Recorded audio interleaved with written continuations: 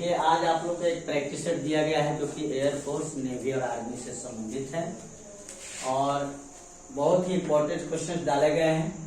इसको आप ध्यान से बनाएंगे और हम उम्मीद करते हैं कि आप लोग बना भी लिए होंगे। बना लिया है ना? जी सर। तो अभी हम एक्सप्लेन करेंगे। पहला जो सवाल है, one of his friends dash honour of this house. One of his friends dash honour of this house. ये जो क्वेश्चन है वो सिंटेक्स चैप्टर का है, वर्ब एग्रीमेंट का है। इसमें आपको वर्ब सुटेबल चुनना है कि कौन सा वर्ब सही है। यानी ए में ऑप्शन है इज, बी में आर, सी में हैज और डी में हैव। तो वन ऑफ हिज फ्रेंड्स, जब वन ऑफ होगा तो ऑफ के पहले आए हुए नाउन या प्रोनाउन के अनुसार वर्ब का प्रयोग यहाँ पर होता है, जिसमें one of his friends. In one of के बाद नाउन प्लुरल होगा लेकिन वर्ब यहाँ पर सिंगुलर होता है। और dash honour of this house, यानी उसके दोस्तों में से एक के इस घर का मालिक है, यानी ईज आपका सही होगा, हैज और हैव नहीं होगा यहाँ पर, ईज सही होगा। One of his friends is honour of this house. चलिए अगला सवाल बना लिए होंगे तो आप मिलाएंगे इसको। My friend, my brother entered my room when I dash sleeping. आप लोगों को टाइम एंड टेंस और रूल्स बताया भी गया है। यदि दो वाक्य व्हेन या व्हाइल से जुड़े हो, यदि व्हेन या व्हाइल से जुड़ा हुआ वाक्य में से कोई भी एक वाक्य पास्ट इंडिफिनिट टेंस में दे रखा है तो दूसरा जो होता है वो पास्ट कंटीन्यूअस टेंस में। ऐसा होता है ना? तो अगला जो सेंटेंस है, यानी व्हेन के पहले वाला वाक्य में यहाँ V2 है, इंटर्ड है, पास्ट इंडिफिनिट टेंस है, तो जो दूसरा वाक्य होगा उसमें हम पास्ट कंटीन्यूअस टेंस का वर्ब का प्रयोग करेंगे और इसके आधार पर आई वाज हमारा आंसर सही है। I was sleeping. My brother entered my room, मेरा भाई मेरे रूम में प्रवेश किया। व्हेन आई वाज स्लीपिंग, जब मैं सो रहा था। चलिए तो आपका आंसर सही होगा सी। 3 नंबर सवाल लगते हैं, ही डायड डैश कैंसर। इसमें जो आपको भरना है प्रीपोजिशन, तो डायड के बाद कौन सा प्रीपोजिशन लगेगा? ऑफ लगेगा, क्योंकि पहले ही बताया गया कि डायड के बाद अगर किसी बीमारी का नाम दे रखा हो तो डायड ऑफ होता है। डायड ऑफ बीमारी, died from cause, died from any cause, died from hunger, died from starvation, तो फ्रॉम होता है। डायड इन बम ब्लास्ट या डायड इन कार एक्सीडेंट, ऐसा होता है। और डायड बाई वायलेंस, किसी बीमारी के नाम दे रखा तो ऑफ का प्रयोग करेंगे और हमारा आंसर होगा ऑफ। ये अगला सवाल है, the child is crying, give it dash milk. भरना है एडजेक्टिव, इसमें फिल ऑफ सुटेबल एडजेक्टिव। आप देख रहे हैं डैश के बाद मिल्क है, अनकाउंटेबल नाउन है, तो अनकाउंटेबल नाउन में जो ऑप्शन दिया है उसमें से रखा जाए तो लिटिल या लिटिल का ही इसी दो में से कोई एक लगेगा, क्योंकि फ्यू और ए फ्यू का प्रयोग काउंटेबल नाउन के पहले किया जाता है। तो हम यहाँ विचार करेंगे ए लिटिल या लिटिल पे। अब यहाँ देखा जाए कि द चाइल्ड इज करेक्ट, बच्चा रो रहा है, गिव इट डैश मिल्क, मैंने उसको थोड़ा दूध दे दो, तो थोड़ा दे दो पॉजिटिव वे में सेंस निकल रहा है, अनकाउंटेबल नाउन है, तो यहाँ पे हमारा आंसर होगा ए लिटिल, क्योंकि लिटिल नकारात्मक सेंस प्रदान करता है। एक से 2 दिन पहले बताया गया था ज्यादा, लिटिल और ए लिटिल दोनों का प्रयोग करते हैं अनकाउंटेबल नाउन। लिटिल नकारात्मक सेंस, न के बराबर। तो जब यहाँ कहा गया गिव इट, यानी इसे दो, तो दो मतलब कुछ न कुछ देना ही है, तो थोड़ा दूध देने के भाव में है, पॉजिटिव वे में है, इसलिए ए लिटिल का प्रयोग करेंगे, केवल लिटिल का प्रयोग नहीं होगा। आप मिला लेंगे अपना सब लोग answer. I dash found of cricket since childhood. आप यहाँ देख रहे हैं कि जो सेंटेंस है उसमें सिंस लगा हुआ है, सिंस करके कोई ना कोई यहाँ टाइम दे रखा है, तो जब सिंस चाइल्डहुड दिया है तो यह जो सेंटेंस होगा प्रेजेंट परफेक्ट कंटीन्यूअस टेंस में होगा। किस टेंस में होगा? प्रेजेंट परफेक्ट कंटीन्यूअस टेंस में होगा। अब प्रेजेंट परफेक्ट कंटीन्यूअस टेंस में आई के साथ क्या लगाते हैं हम लोग? हैव बीन या हैव बीन या हैव बीन, तीनों सोचेंगे। अब प्रेजेंट परफेक्ट लिखा जाए तो हैव बीन, आई के साथ क्या होना चाहिए? Have been. ऑप्शन देख रहे हैं तो यहाँ हैव बीन है, एम है, हैड बीन है और वाज है, यानी आई के साथ लगता है हैव बीन, जो कि ऑप्शन में नहीं दिया।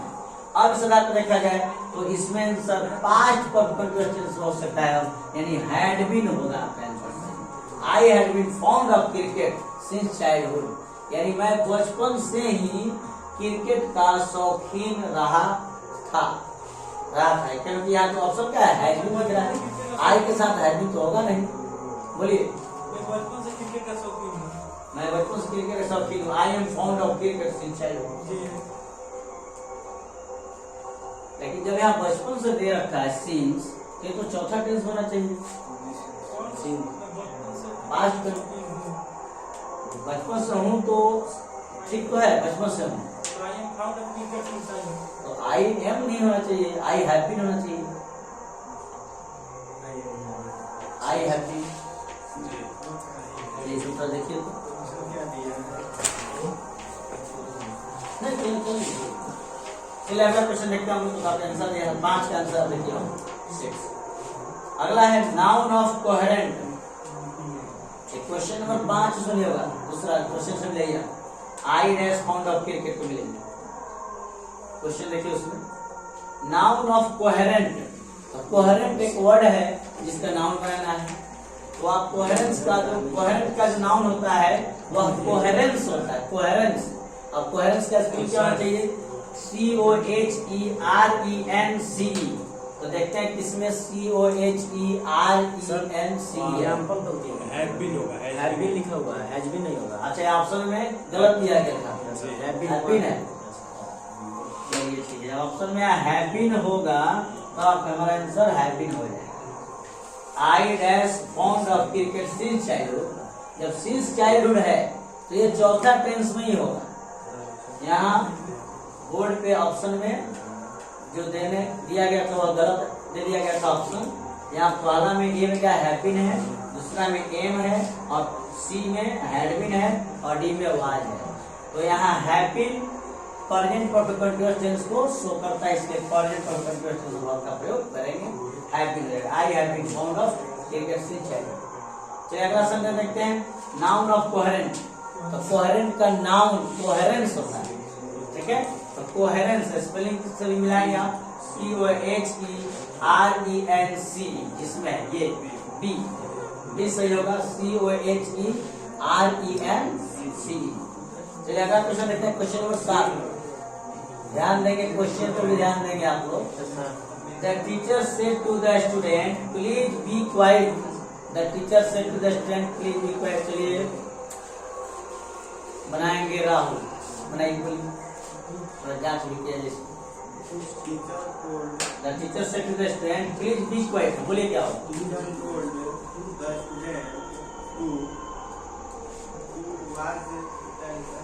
The teacher told the student to please be quiet.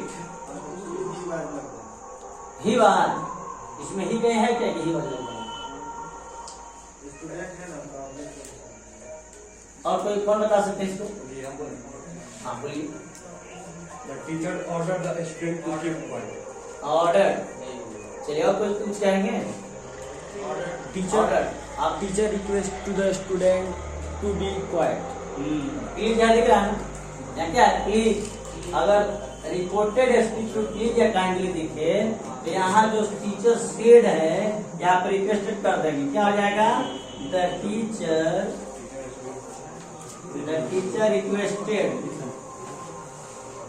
Requested करेंगे रिपोर्टेड स्पीच के सेंस के आधार पर। प्लीज और काइंडली होगा, क्या रिक्वेस्टेड हो जाएगा? Requested.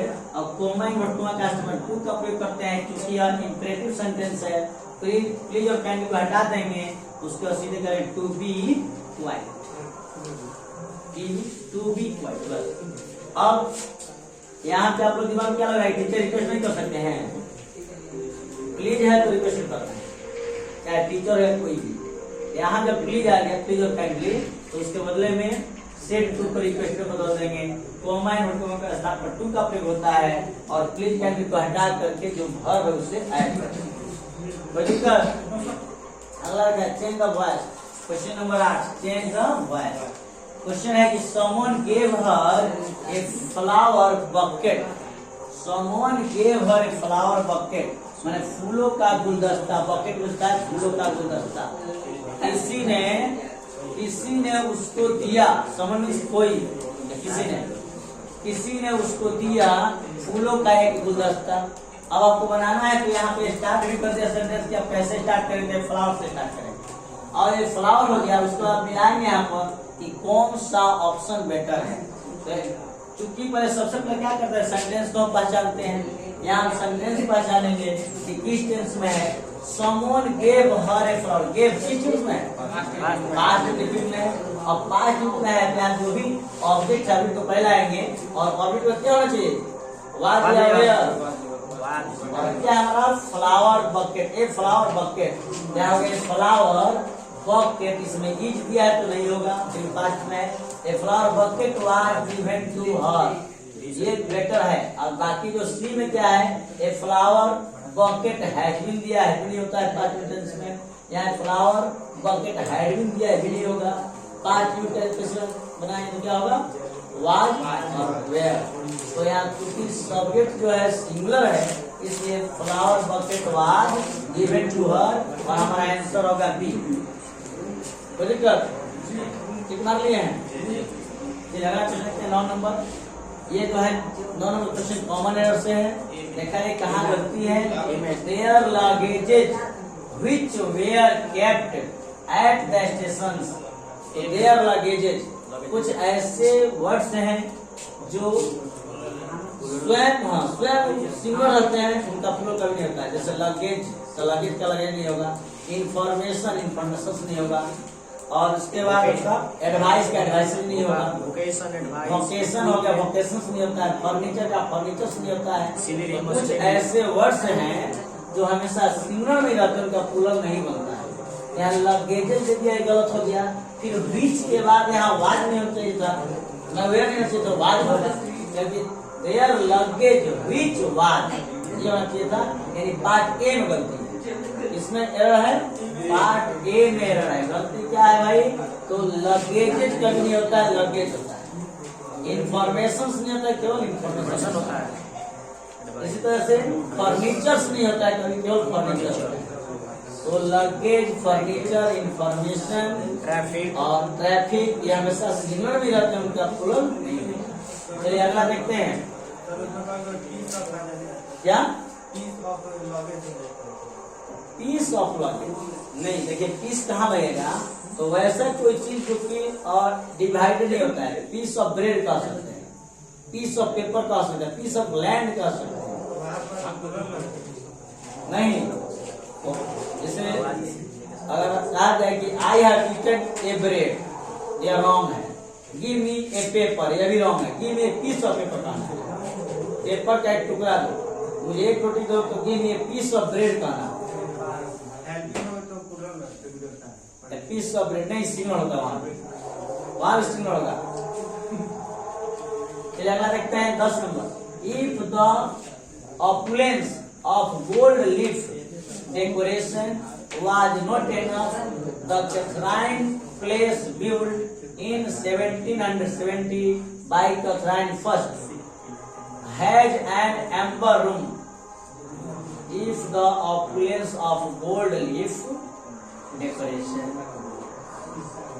was not enough, the Catherine Place built in 1770 by Catherine first had an amber room. इसमें नो एरर हो जाए, देखिए कंसेप्ट थोड़ा।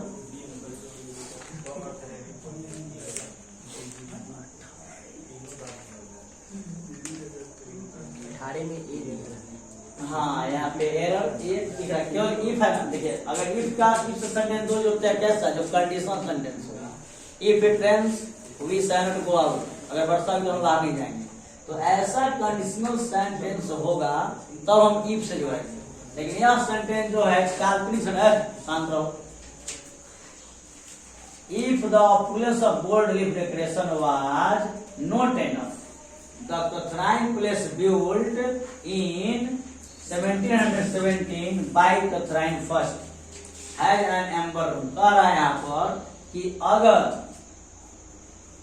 गोल्ड लीफ मैंने सुनहरे पत्तियों का डेकोरेशन हुआ होता, मैंने कल्पना के सेंस में काल्पनिक किया जा रहा है, तो अधिक नहीं होता। अगर गोल्डन पत्तियों का, ऑपुलेंस के गोल्डन पत्तियों का अधिकता नहीं होती, नॉट एनफ, अधिकता नहीं होती, तो Catherine palace built in 1770 by Catherine, तो बना होता तो बना दिया गया होता इसको, तो अपने कल्पना कल्पना की बात है। यहाँ इफ ना होकर के यहाँ पे क्या होना चाहिए, इफ के स्थान पर एज इफ, मानो एज इफ होगा, यही सही होगा। जब काल्पनिक भाव आ जाए तो एज इफ या एज ऑफ का प्रयोग करते हैं। आंसर कर दिया है, एज इफ यहाँ बेटर होगा, केवल इफ नहीं होगा क्योंकि कल्पना का भाव हो रहा है। चलिए आगे देखते हैं 11 नंबर में, line at which the earth और sea and sky seem to meet, वह लाइन वह जगह जहाँ पे पृथ्वी समुद्र और आकाश का एक जगह मिलन हो, माने एक जगह मिलता हो, उससे क्या कहेंगे, वन वर्ड सब्स्टिट्यूशन। क्या कर रहा है, गिव वन वर्ड, माने अनेक शब्द का एक शब्द है, वन वर्ड सब्स्टिट्यूशन है। इसमें जहाँ तीनों चीज आकर के मिलता है उसको होरिजन बोलते हैं, ठीक है। जेनिथ मीन्स शीर्ष होता है, और जो यहाँ फ्रिंग है जी, फ्रिंग तो फ्रिंग का सीमा अर्थ होता है, और प्लिंथ मीन्स चबूतरा होता है। चलिए तो इतना बनाए होंगे, कितना सही हुआ, किसका कितना सही हुआ है,